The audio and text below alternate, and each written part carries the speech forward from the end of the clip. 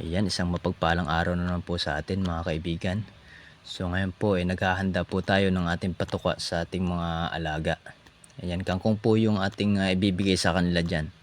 Bali dudurugin lang po natin yan gamit ang ating shredder. Nabili po natin yan sa Lazada, mura lang po yan. At yung ating kangkong na yan, hahaluan po ng darak at kanin lamig, ubahaw. Tapos bibigyan na natin sa kanila. So dyan sa paghahanda ko na yan, medyo tipid po yan, tipid tips kung ika nga. Dahil napakamahal na ngayon ng ating feeds.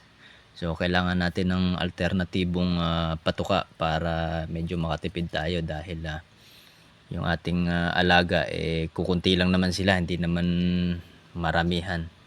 So pang sarili lang po yan. At ayan na, medyo nabulunan po yung ating shredder dyan. At yan, pinaghalo na po yung darak at saka yung kangkong natin. At ibibigay na po natin sa kanila.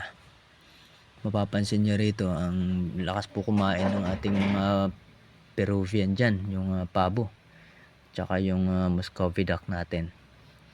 Ayan, malulusog po yan sila. Tsaka minsan yung mga tira-tirang kanin, yan po yung ating ibinibigay sa kanila dyan. Ayan. So kung gusto nyong makatipid, yan po, kayahin nyo na lang po yung diskarte natin dyan. Kumbaga giniling na kangkong, sapat na po sa kanila yan.